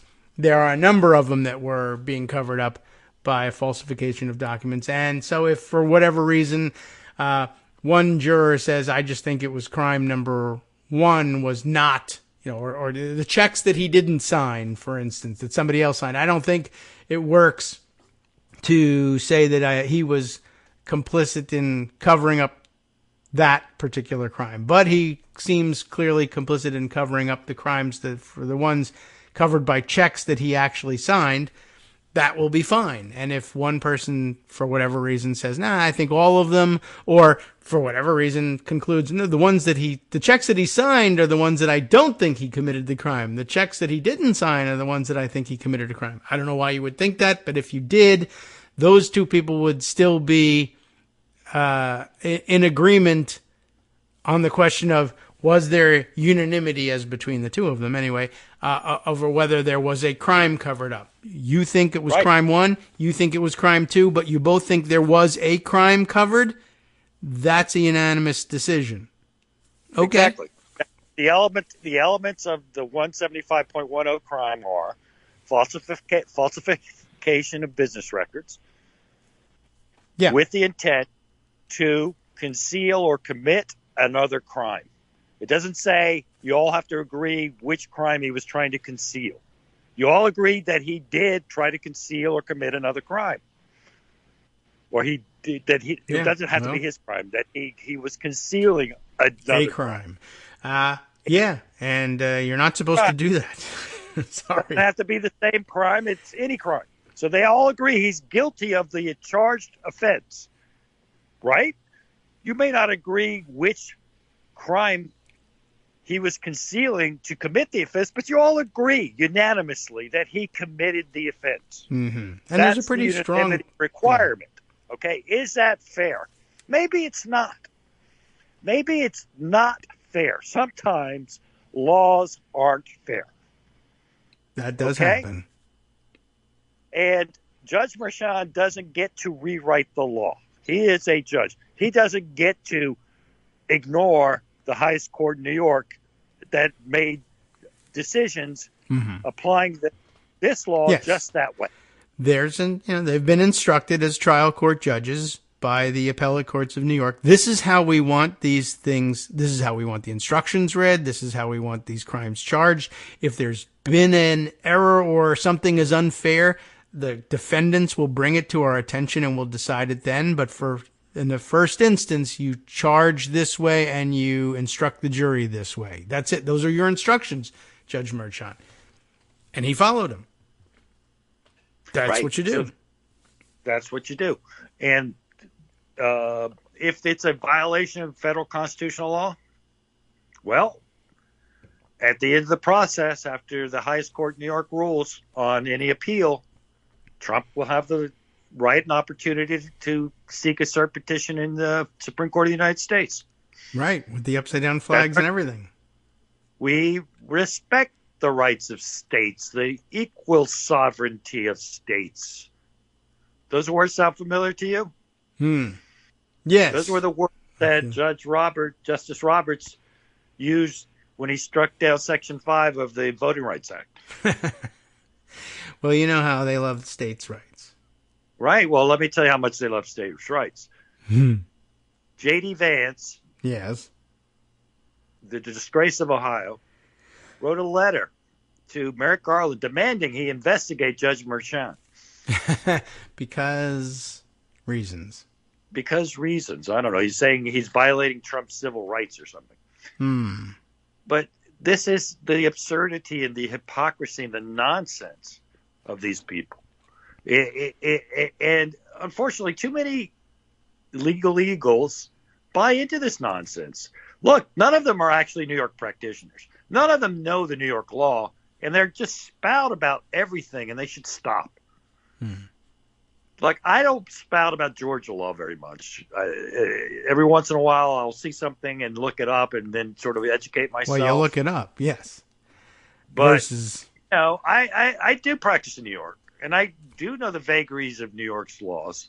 And I can tell you there's a lot of weird ones. And every state has got that. Are very weird at times. And the judges aren't the best. It turns out, in Merchan, or he's being extra careful, but apparently he's a very good judge who knows his job and apparently is doing it correctly. And people don't like the law. Well, I'm sorry, run for office and you can change it. That's the remedy for you if you don't like it. Or, if you think you're right, you can start, the verdict can be appealed, and as it will likely turn out, well, it was an interesting thought you had, but from your seat as a complaining citizen, the courts say, no, you're wrong. Now, from your seat as a legislator, you can say, well, I think you're wrong, and give them new instructions that this is how it's supposed to operate, and this is how the law is supposed to work in this state. But, someone has to say, you're not just a ranting rando. You are empowered to say these things by getting you elected. Until then, you're just a commentator, and there's a real record of decisions made in the courts. They write these things down in New York and most other states. They write it down. This is the way the law operates here, and if you don't like it, there is an opportunity to fix it later by running for office, not by going on MSNBC. Well, I just say that the following. I mean, when you choose, and look, it's obviously not just legals, but those are the people I point to because they should know better. All right, they should know better. All right. But the Fox hacks, the Turleys, the Andrew McCarthy. I mean, of course, they're going to say whatever keeps them on Fox, so don't pay attention to them, period. I mean, they're just silly hacks. In Turley's cases, Mark Elias calls him, he's Mike Lindell with tenure. I mean, he's just a disgrace, but that's neither here nor there. I mean, just to go on a side rant there, I always told people, do not respect that guy. He's a hack, even if he says what you want him to say. I guess you could always pull even the idiot Michael Turley says, but it won't help you very much. But I don't even like that, because I told you you're going to fall into a trap, because he's just a hack. Yeah. One day he might be your hack, but then you're going to have to live with his hackery. So don't. There's enough people who are, legitimately sincere, who make mistakes. Like, look, I mean, Professor Tribe, for example. Oh boy. Okay. You went to law school. We all used his book for constitutional law. That's how we learned it. But he's out here and he's just talks about everything, and he's just wrong. And he tells people, he gets them all outraged. Like, he says one thing. See, I'm still right now. I'm like on miscellaneous rants. The other day he says, Jack Smith made a big mistake filing charges in Florida. But that's just wrong. He didn't have any option to file the case in Florida. That's where the crimes were committed. They were committed at Mar-a-Lago. Last I looked, that's in Florida. Yes. Try not to look, but it is. Yeah, I mean, it just is. I mean, where did the documents originate? Well, the documents aren't the crime. It's his retaining the documents. Where did he retain them? In Florida. Okay, you could argue that he should have brought a case in New Jersey. He had documents in Bedminster, apparently, so he could have charged in New Jersey as well. And that probably is the criticism I would make of Jack Smith. He should have filed two cases. Filed in New Jersey, and filed one in New Jersey, especially after he drew Judge Cannon, where they fly the other insurrectionist flag. Right, exactly. So it seems to me that we should stick to the reality of things. Look, we all have our points of view, and sometimes our points of view are not the current law, and we would like to change it. But let's recognize what it is. It does no good to run around with things you can't do. Look, I mean, for example, I dislike Dick Durbin. I think he's been terrible as head of judiciary. I really do. But he can't make Alito recuse. Can he hold a hearing? Right. Sure, he can hold a hearing. But he's still going to decide the cases. So, okay, hold a hearing. Good idea. Fine. And, David, I actually have a question for you about this. All right. Which is, in the Senate as opposed to the House. Yes. Of course, both bodies have subpoena power. Yes. But for a subpoena to be issued and enforced in the Senate, isn't that subject to filibuster? Yeah, you would likely. I mean, depend. Well, there are certain committees, I think, in the Senate that have their own independent subpoena power, and I wouldn't be surprised if the Judiciary Committee was among them. But for others, if you are subpoenaing a witness and intend to, for instance, threaten them with contempt of Congress if they are non-compliant, you'd need floor action for that. Yes, and even so, even judiciary, which has its own subpoena power and doesn't need the clearance of the entire body to issue the subpoena, if they were to try and enforce it with a non-compliant witness, then they'd need floor action, and that would be subject to the filibuster. Yeah. Yeah. So at the end of the day, you can issue the subpoena in the Senate, but you're not going to get a vote to enforce it, because you're not going to get 10 votes, unless they agree, 9 votes from the Republicans to enforce a subpoena against Alito. So I mean, okay, let's do the theater of issuing the subpoena and him telling me I'm a separate branch of government, you can't subpoena me, whatever he says. And then what? I said, well, I propose a contempt citation and to compel, or whatever you're gonna, whatever procedure you choose. You get the vote out of committee. It goes to Schumer. Schumer says, okay, we're gonna have a vote, and you get an objection, and you do the cloture thing, and all of a sudden there's a vote, a filibuster, and it goes down 51-49. Then what? So that if I'm right on this about the Senate. Now the House, of course, is different. It's a majority vote, and if you control the House, you can do just as what's his name did. what's a Bible guy? Mike Johnson. Moses? No, the guy who read the Bible. Not all right. Yes. And he did it. Yeah. What? He did. What did he do? I don't know. So again, Durbin's way too weak. Well, White House would have been better as head of judiciary, but seniority, and Durbin's close to everybody, and it's hard to. It's just the politics of the Senate are beyond me. I don't know them all, but I can't imagine just like, when they hopped Feinstein and put Durbin in judiciary, which was he's certainly slightly better than her. Well, especially now that she's passed away, but before she was alive, I imagine just the politics of the caucus are such that it's just very hard. So I don't ask for the impossible. A hearing he could have, and he could bring in experts, and they could all say he should recuse, and he didn't recuse, and you can have that spectacle. That's fine, but I don't know what else to do from the Senate's perspective.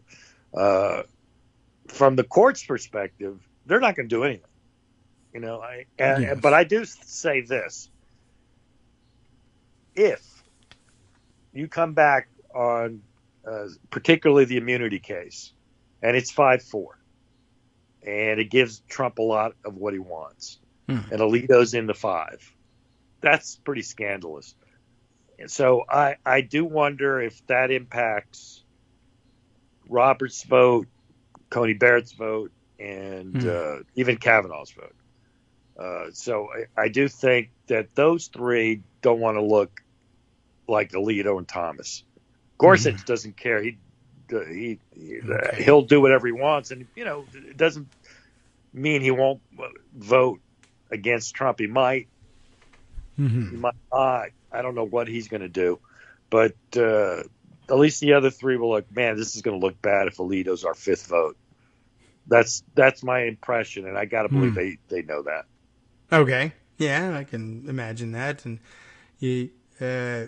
there's a number of other reasons why they don't want to cast that vote, and certainly, though, not the least of which would be nobody's going to think this is a legitimate decision, given that we barely made it to 5, and that one of the 5 has been flying insurrection flags.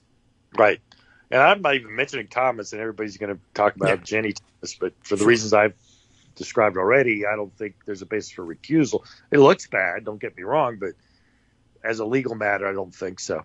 Now, the reality is that what the Supreme Court has been doing, in my opinion, and I've held this opinion for a while, is just delaying everything till after the election. So to me, they're going to issue an opinion on the last day.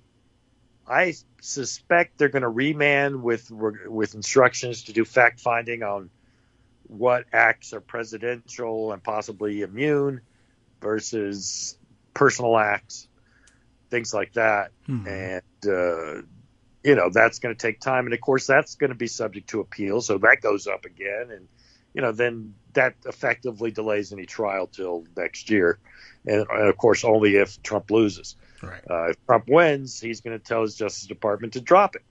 Doesn't even have to pardon himself. He just tells Attorney General, I don't know who his Attorney General will be, but it'll be some lackey.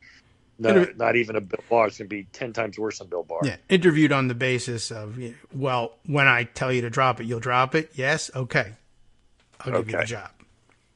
And if he doesn't drop it, he asks for his resignation and puts in somebody that will. So it's that's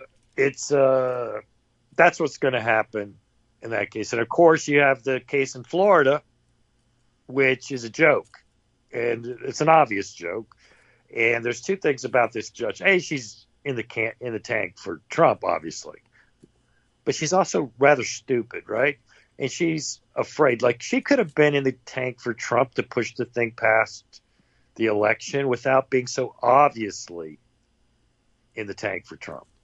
But she's dumb, right? She could have been more strategic about it. People are pretending, oh, she's really smart. No, she's actually dumb. All her opinions are everything she does is so obvious patently, stupidly obvious. She makes ridiculous rulings that everybody knows are ridiculous.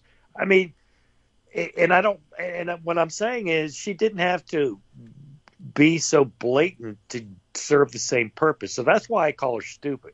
I'm not saying she's not corrupt. She is corrupt, but she's stupidly corrupt, and so it's just an insane asylum, really. What becomes interesting, of course, if we ever get there, and we have many months to go before we know this, is so if Biden wins, does she straighten up? What happens? I don't think so. I think it's hard. Hard for her to get back on track as a normal judge, you mean, or just? Yeah, as a normal judge. I mean, does she recognize that she's making a fool of herself? Oh. Because yeah, maybe, I don't think that, part of it is her insecurity and her, frankly, her ignorance. She's just not good at this. She's not good at being a judge. She should not be a judge. Generally. That's probably true, though that ship has sailed. She is one, and she will stay one, till she quits. And I mean, even if she tanks this trial quite obviously and quite clumsily, even if there's just still no outcome wherein I see the Senate deciding to spend time impeaching her that doesn't look like petty and ridiculous for them. If Trump wins and the cases all get dropped, there's not going to be any possibility of, and won't be, punishing Eileen Cannon won't be the important thing to do at that point. And if Trump if Trump loses, then similarly, don't look back, look forward. We need to, work on making people's lives better, not punishing the judge that delayed this thing until. And besides which, the trial is still ongoing anyway. So, yeah.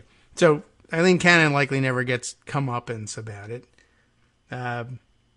even though she's gone well beyond what she needed to do just to accomplish the goal of delaying the trial until after the election. But I guess she's just figuring, well, what if I only do 50% of the delays that are available to me? What if they figure out a way out from underneath one of them and the trial moves forward? So I'll just grant them on everything, or grant review of everything, even though it's ridiculous. And that way, later on, I can say, you know what? On second thought, this is actually pretty dumb. Let's move forward, but it's okay to move forward now because the other thing is going to delay it until after the election. So we're safe.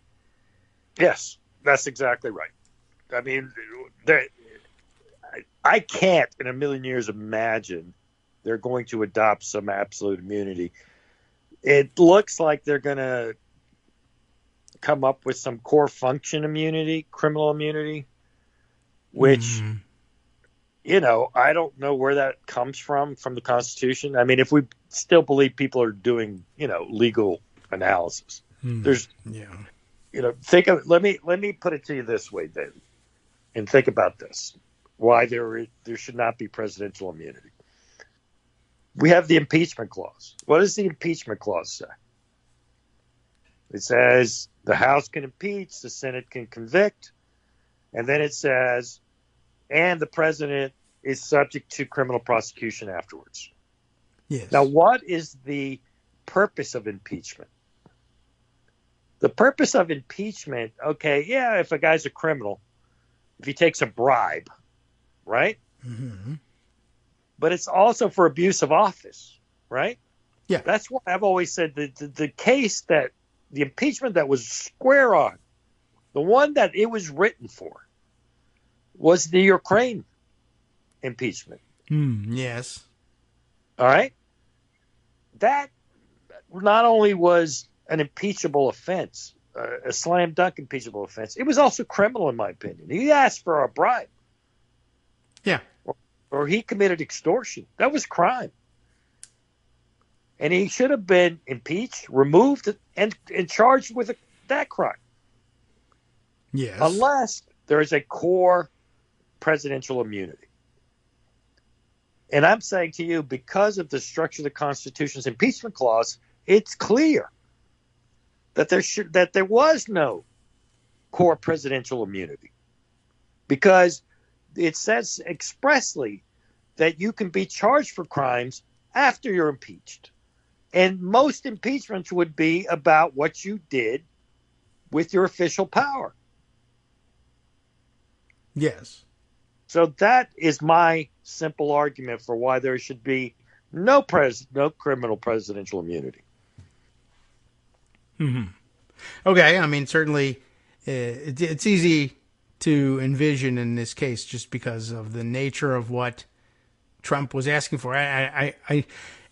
I'm sure that nobody anticipated that any president would be quite this blatant, but I don't know. Well, maybe I underestimate the level of corruption of founding era politicians, and certainly politicians in between then and now. But yeah, I guess I don't see any real reason for it. If you're conducting foreign, I understand perhaps the inclination to immunize activity that's part of the pursuit of a legitimate foreign policy, but there's just no way to get to a legitimate foreign policy out of this one. I will give you the weapons and funding approved by Congress that controls these things, exercising no particular, obvious authority other than, I don't know, I'm president of the United States, so I must have some authority, but only in exchange for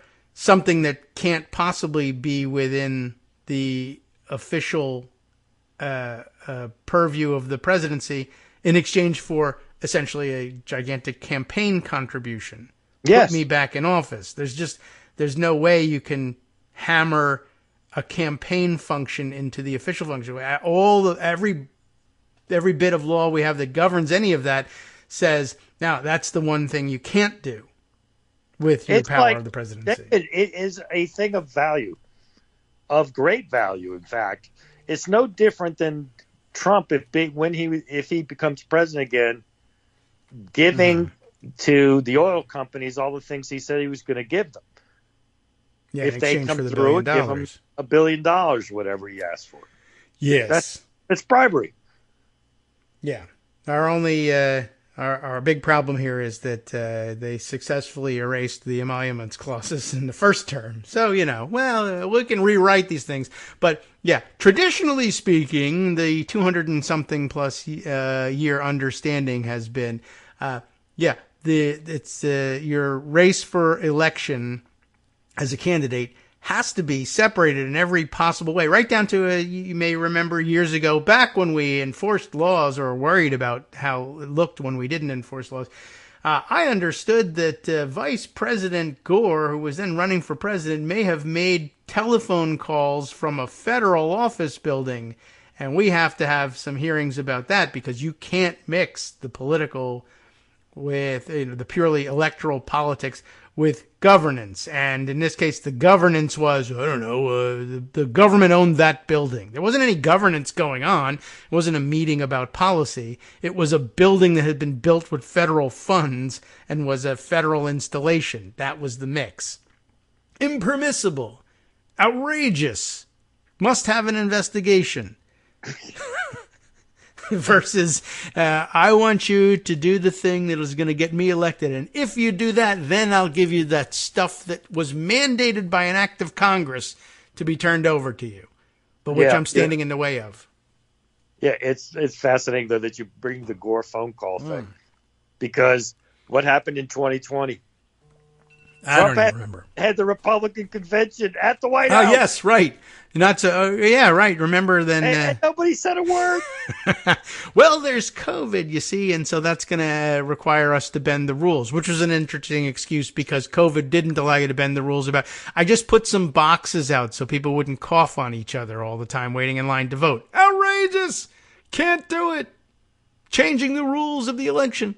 Well, we changed the rules of political participation by executive branch employees in the middle of an election so that he could and to have the convention happen not only for his convenience, so they didn't have to travel anywhere. But at the most official-looking place ever that was absolutely, positively impossible to not give the imprimatur of the presidency of the United States as an endorsement for himself, with all the federally paid-for white columns and everything.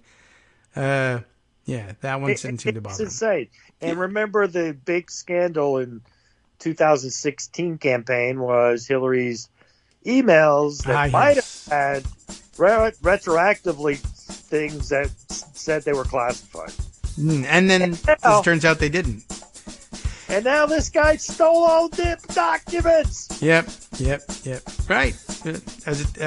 And was planning to do God only knows what with it, and stored it unsecured in a place that was already crawling with foreign spies who had bribed their way into the place. I don't know. Yeah, it's a little odd. There's plenty to rant about. But we are out of time to do our ranting. But I appreciate your coming by today and, bringing all these issues to the fore. I hope you're feeling better as a result. Free therapy. I feel somewhat cleansed. Yes. Okay, that's good. And, all right, well, you are you're welcome to do so anytime that you have time to do it. I appreciate it. Thank you for giving me the opportunity. Sure, absolutely. Everybody loves it when you come by. It's too few and far between, in my opinion. But, all right. Well, we'll talk about all these legal things at least this summer. Okay. Excellent. Thanks again, Armando. It's time for us to give the air back, though, to Justice Putnam, who's going to take over for the West Coast Cookbook and Speakeasy next right here on Netroots Radio. He's even given me some hints about what he's got in store for you, and we'll see how many of them I can cram in after this brief announcement. Ooh, well timed. From netrootsradio.com. You have been listening to Kagro in the Morning with David Waldman. Well, look, sure, you knew there was going to be something about the jury deliberations. That, of course, will be covered. But on the rest of his menu today, a conservative Republican has blocked the confirmation of the first Native American federal judge for Montana. I hope that does not go over particularly well when it comes time to hold the election there in that state. Stay tuned for that and much more next.